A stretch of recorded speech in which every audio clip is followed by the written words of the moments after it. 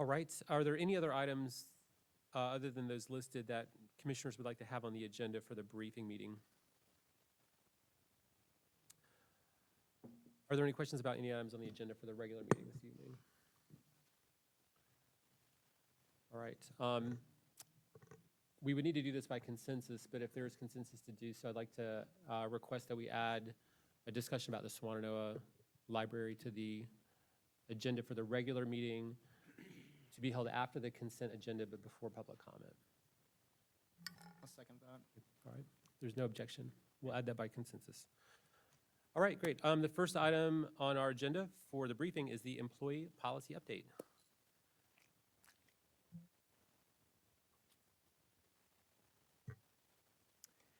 Good afternoon, Commission. My name's Amy Flaherty. I'm the HR Operations Manager, and with me is Sharon Burke, our HR Director, and here today to talk to you about some proposed policy revisions. So before we dig into the individual policies, we'll just talk a little bit about the process that these went through to get us to this point. We have a policy writers team for each of the policies, and so they look at the policy, research it, determine what language should belong in there based on best practices, based on what we're doing within the county. Once we feel like we have a good draft, it then goes to our equity office to take a look and see if there's any additional feedback we need to consider. From there, then, it goes to our policy steering committee. We take additional feedback and determine if some other changes should be made. Once we feel that that's in good shape, we bring it to the management advisory group and get additional feedback from them. From there, then, we bring it to our department directors through the assistant county manager meetings. And as part of that process, we ask that they bring it to their departments and ask for feedback, see if anything that we're revising would cause any sort of issues that they could foresee. So we meet with them, take their feedback, make any additional changes. And then we bring it to the department heads, and again, it's another chance to see if any teams have any concerns. And then from there, we also put it on our county intranet, our county central, and talk about what changes are being proposed. That gives all of our employees an option to ask questions or to provide feedback. And then from there, we come either to you as the commission for approval, or we go to the county manager if it's a county manager approved policy. Once the policy is approved, we also put that back on our county central or intranet page to let all the employees know and then give them access to look at that. So it's a pretty extensive review process to get us to this point. And the policies are all part of the larger personnel ordinance update. And so just a reminder as to where we are with that. We started amending the personnel ordinance to eliminate conflicting language, shorten the ordinance to increase transparency, and provide employees with greater details on HR operations. So creating standalone policies has been quite helpful so that employees can find the information that they need a little bit easier. So back in May of 2022, the leave, benefits, and supplemental pay policies became standalone policies with revisions to the personnel ordinance. And we are continuing to do some revisions to the personnel ordinance. We'll be bringing that to you later this year with some other proposed changes. And as part of that, we are taking the overtime language and looking to move that to a standalone policy, which we'll look at today. And then all of our HR policies are reviewed on an annual basis to determine if there's any additional updates that are needed. So when we have the regular meeting on March 19th, the policies that we are bringing to you for approval include overtime pay, benefits, leave, supplemental pay, and then for commissioner awareness, we have a new county manager approved contract workers policy, and so I'll touch base on that one as well today to give you some feedback as to what that policy is including. So the overtime pay policy provides guidance on pay regulated to the work performed by employees outside of their regularly scheduled hours. As a part of this policy, we made sure that the standard work week was well defined so that we know what hours would be in addition to the regularly scheduled hours. The other piece that we did was we took the comp time language was in the supplemental pay policy, and we moved that into the overtime pay policy, and then created a chart to let departments know if they are under the overtime or the comp time. They are one or the other. They don't get to choose between the two. And so that was a nice clear delineation of which departments follow which policy. The benefits policy we edited to clarify existing language. We moved several sections to procedures as they are more related to how the benefits are implemented. And then we edited the measurement period for the Affordable Care Act from 10 months to 11 months, and that is to coincide with our other compensation changes that we made. The leave policy had some bigger changes, and again, we moved several sections to procedures as they are more about the implementation. I mentioned when I talked about the policy review process going to the assistant county manager meetings, and we really do get excellent feedback. And one of the feedback items that we received was the paid parental and family leave policy was a standalone policy, and it was suggested that we fold that into the leave policy to make it easier for employees to find the information. So we did take that feedback and then brought that into the leave policy rather than have a separate standalone. We also added sections for administrative leave, healthy hours, temporary duty elsewhere, wellness leave, and then workers' compensation. In the earlier slide that you may have looked at, there was a workers' compensation edit on there, and the edit actually was that we created a whole section in the leave policy that did not previously exist. We are looking for one benefit change or leave change in our funeral bereavement leave, which we have had. It did not include the loss of a baby through miscarriage or stillbirth, and so we did hear from employees that that would be really helpful to have that in that policy, and so that is an addition that we are asking to add into this policy. We also removed that an employee may receive paid parental or family leave prior to or after taking temporary disability income, and the main reason for that is because of the vendor's requirements, and we just wanted to make sure that employees were actually eligible for the benefit that they elected. We edited PTO to reflect accrual rates to make sure that we are covering all of our different shift workers. And then I'll get to a chart here on the next slide, but we are looking to adjust the maximum leave accrual rate for employees on a shift schedule, and that would be after this policy is approved for all new hires that are shift workers starting March 23rd, 2024. That is going to coincide with our new payroll period.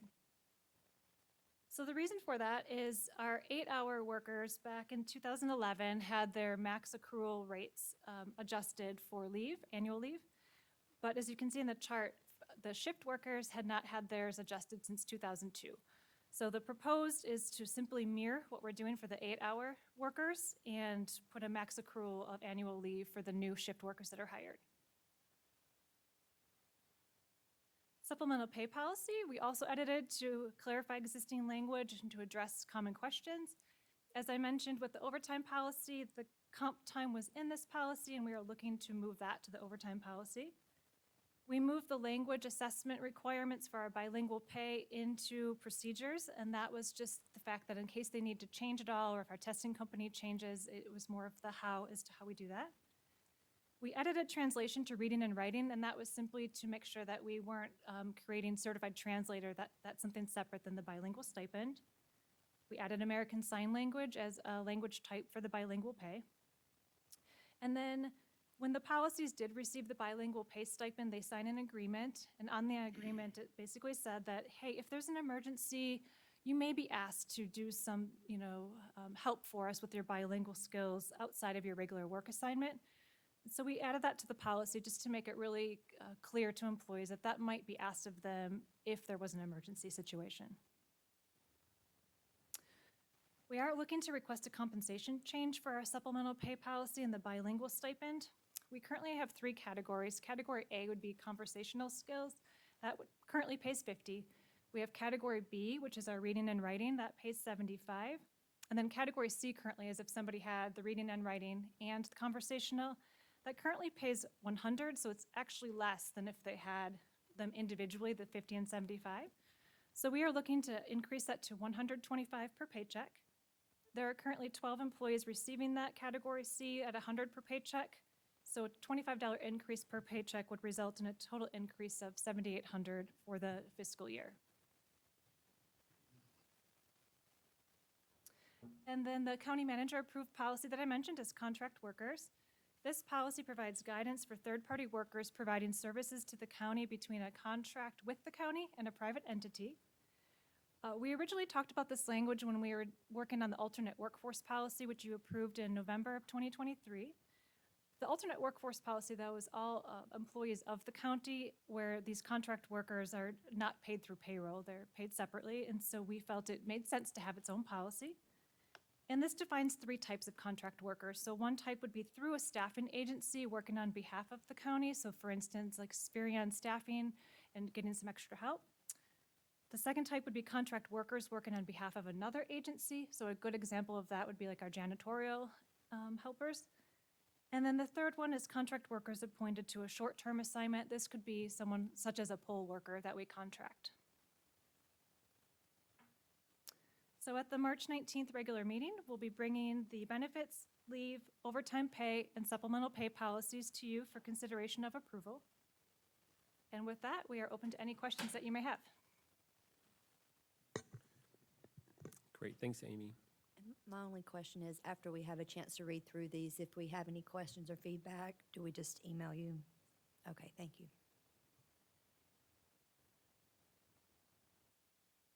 All right, it looks like there's no other questions right now. Thank you so much. Thank you. All right, the next item is the legislative update. And I think Tim's here to help us out with it.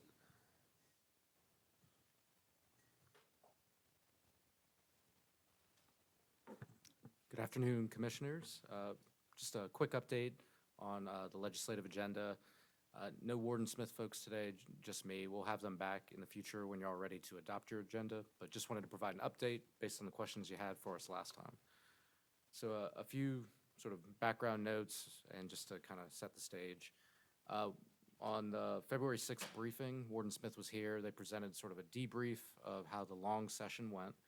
They hit some of the highlights, and I've got some of those presented here. I'm not going to read all of them to you, but funding for flooding in Barnardsville, as well as the Ag Cost Share Program, funding for state employees, things like that. Also began a discussion of moving forward, looking at the short session here coming up in April of 2024, and just began to ask some questions of the board of kind of interest from y'all in items that you'd like to potentially add to that agenda. And so during that discussion, there were a couple items mentioned by commission. Those are on the screen. Those sub-bullets are interest in looking for appropriations for infrastructure expansion, specific emphasis on sewer expansion. Additionally, some emphasis on looking at our Buncombe County CIP, so our capital improvement plan, to see if there's any projects in that plan that would be of interest potentially to our local legislators. Since that time, additionally, we've had a request that came in from a member of the local delegation, which requested that we consider additional water quality improvement funding. And so I'll share a little bit about that with the board in a couple slides, but wanted to get that in front of y'all. Based on what we hear today, we'll work with Warden Smith to incorporate any feedback you give us, and then hopefully be back before you at the April 2nd meeting to talk about the adoption of that short session legislative agenda. We can, of course, push that if you need to for whatever reason, but that's our target in order to be ready going into the short session, which is projected to start mid-April. So regarding capital project review, and this was a specific item that Commissioner Sloan brought up, how can we advance our CIP goals through our legislative agenda? So we met with budget and the Warden Smith team to look at a handful of projects which we felt might be good candidates, and so those are on the screen. Just to give you an idea of what they are, we've got sewer extension, a specific project, extending sewer lines into Candler. We also looked at Ferry Road infrastructure, and so this is, again, water, sewer, roads, things of that nature. We explored the EMS local base in West Asheville, which is, the former location of Asheville Primary School. We also looked at a new ag and land facility, which is also, these are all items in our CIP. And then finally, an EMS EOC Administrative Center. So these are the items that we explored with the Warden Smith team. Again, these are items directly out of the CIP. Based on their review, they remained feeling strongly that given the tenor of where the General Assembly is, the best candidates would be sort of infrastructure focused, and in particular looking at water quality, sewer. And so their suggestion, and be glad to have them speak more directly to you about it, would be if we're going to look at any of these 5 projects, to put emphasis on sewer extension. That's really where they landed. They thought that was the best bet. There's good precedent in recent sessions for getting these types of things funded. So that was the recommendation. but did want to give you a sense of what we looked at, and we thought each of these projects, honestly, we thought had merit for a variety of reasons. You know, like the EMS local base, you know, we're talking about public safety, responsiveness to, you know, a number of issues, including opioids and other things. We thought an EMS, EOC would be interesting because of the regional impact, you know, as we respond to disaster situations. We thought the new ag and land facility had some merit as well because of the potential partnership with state entities. So a lot of these we thought had merit, but the strongest, in the opinion of our lobbyists, was to, again, focus on sewer extension. So before I move forward, any questions on any of those items? I guess I just want to clarify for myself, there's two of those bullets involve sewer, the Ferry Road being sewer is a component of that. I guess from our lobbyists, are they saying either of those sewer programs might be of interest, or were they referencing really the MSD Candler extension? It's the latter, the extension, just because of the potential to drive additional types of development.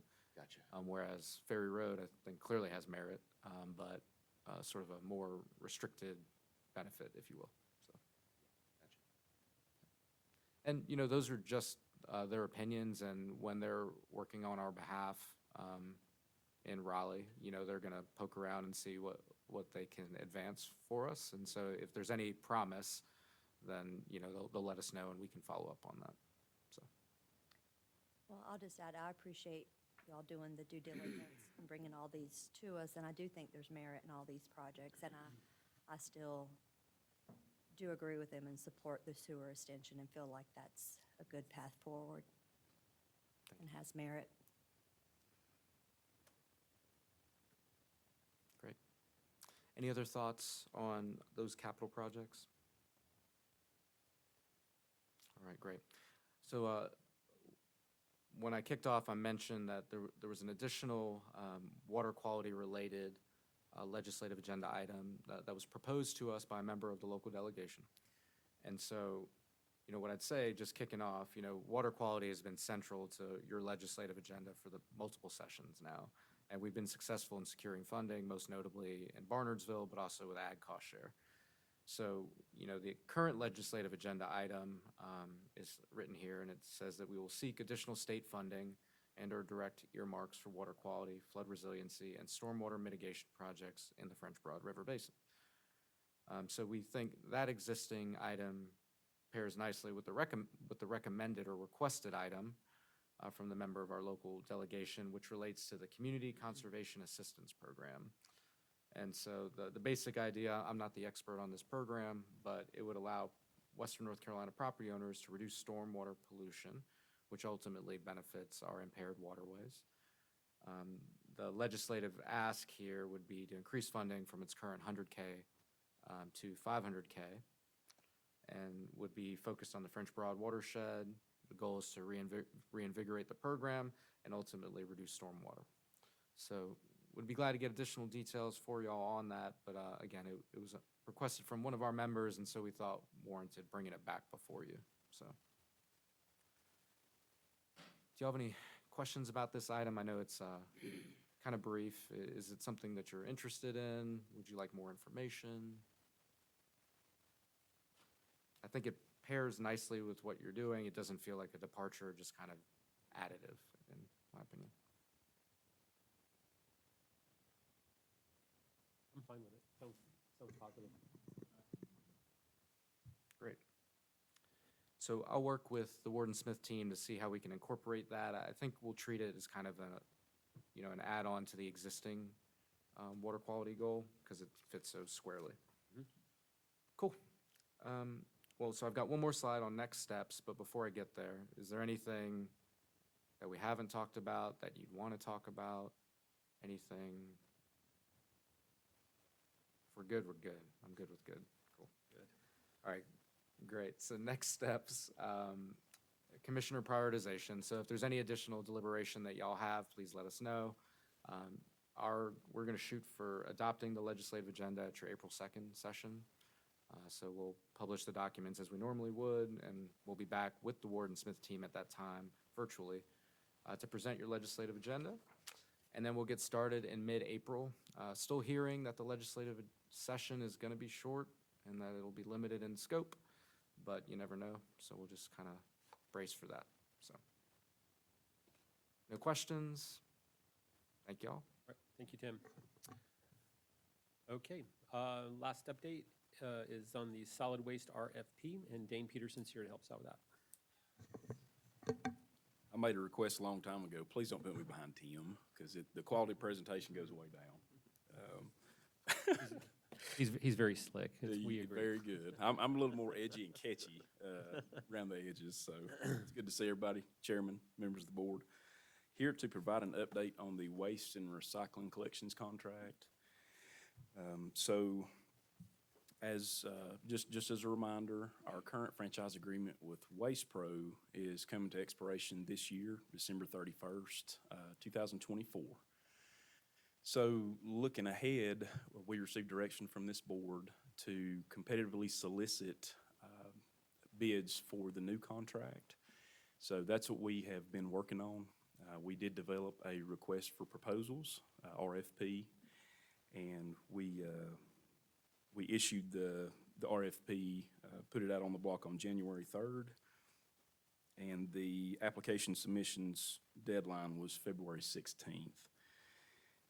And just as a reminder for some of the key points of in the RFP, the new contract parameters include a 7-year contract with 1-year extension option, weekly trash pickup and every other week recycling collection, the doctor's note program, which is existing, we want to see that continued. The low-income program, this was optional for proposers to submit to, but we were hoping that proposers would develop some type of programming and opportunity there. Residential cost increase tied to CPIU after 2 full years. Essentially what that means is the first 2 years of the new contract, the effective date of the new contract would be January 1st, 2025. So no price increase for the first 2 years, so that's through 2025, through 2026, and then the contract will flip to a inflationary-based contract. And that indices that will be used is the CPIU garbage and trash collection U.S. city average for that index. So the remainder of the contract after the second year will be CPI-based. Waste and recycling cart transition plan, we obviously felt that's a major item if it were to be a new provider selected for this contract. Not just the cart transition with 75,000 carts, but that's trucks, that's routing, that's personnel, that's ensuring that the proposal is, considering all that and that we understand that. Bear carts, I think it's a really cool program we have. Love to see that, want to have to see that continue, but also expanded upon. So we'll be talking with whoever the vendor is selected on how we can expand there. Bulky waste pickup and specialized trucks for hard to reach areas, which we certainly have a few of those in our area. So we did receive 2 responsive proposals to this RFP. One from our incumbent hauler, which is Waste Pro, headquartered out of Longwood, Florida.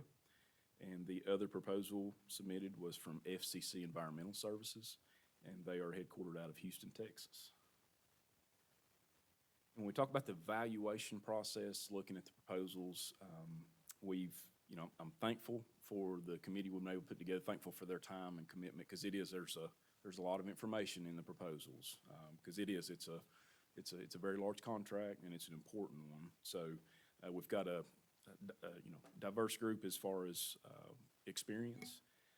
We got representation from the city of Asheville, Land to Sky Regional Council, and also Buncombe County employees that several have solid waste background. And the scoring criteria, when we dive into the proposals comparing to contract requirements and what we're looking for, some of the key scoring criteria areas include, obviously, proposed fees. That's very important. We understand that. The cost of upgraded services such as premium service, bulky waste, and bear-resistant carts. Customer service is a major item as far as their customer service plan, their communication plan, how they're reaching out to customers, county, those type things. Transition plan, which we talked about, very important part of that. disability program, which is our doctor's note program. Experience in the field, obviously we want to make sure that the proposing companies have experience with markets similar to this size and are able to handle this type of work. Personnel qualifications, so key personnel that have been proposed, we want to understand what their background is and that they seem well suited to handle the workflow. Number of positions as you work, from the key personnel positions to, all the way from clerical, number of drivers, number of routes, mechanics, supervisors, all those things. We want to see kind of the organizational structure that's been proposed. References were required. We wanted to see, references that they provided, like I said, for other markets that are similar and, seeing how other communities have viewed their work and the relationship and how that's going. Proposed area serviceability. So, we wanted to see some insight into their routing, how they're going to apply services with type of trucks, personnel, those type of things to make sure that, that the operations can cover this area. High quality service obviously is a focus. We want to ensure that what's being proposed we feel like is going to bring a continuous and predictable high quality service for our residents. Technology, we've all been impacted by technology. Obviously, a lot of benefits with those. In solid waste is no different. There's been some technology improvements, and we wanted to see how proposers would utilize that in their operations, in their fleet. Obviously, there's some challenges in certain areas in our mountains and our ridges with accessibility to technology, but that's part of the evaluation is seeing how technology can be used to see visibility in the routes, communication to customers, those type of things. Vehicle quality, obviously, is an important parameter. Supervisor to driver ratio. Recycling program, obviously, I think we have a really good program in the collections, subscription-based collection program, and obviously we want to see that continued and expanded where possible.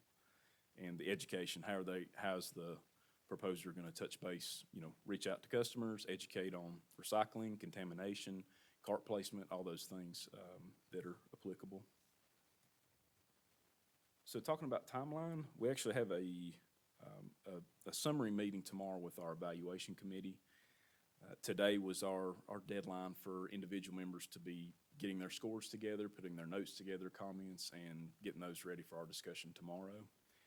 Next week on Friday, we have scheduled in-person interviews with both proposing companies.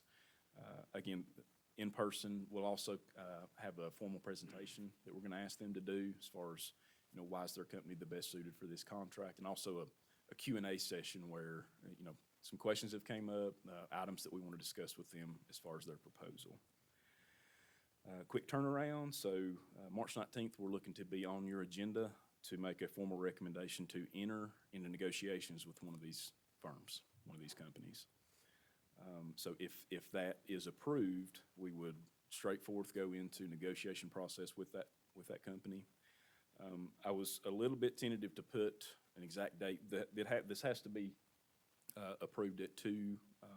A franchise agreement has to be approved at 2 your board meetings. So a first reading and a second reading.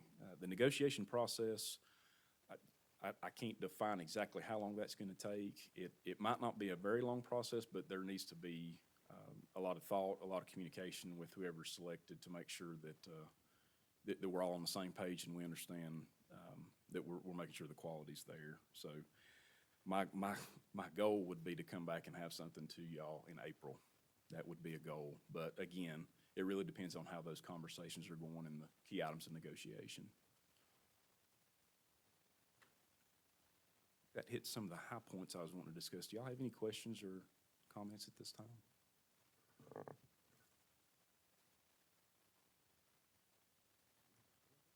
all the bases. Very good. Touching base soon. Thank you. Thank you, Dane. Great job. All right, Commissioners, those are all the items on our agenda. So we are adjourned, and we will reconvene for our regular meeting at 5 o'clock.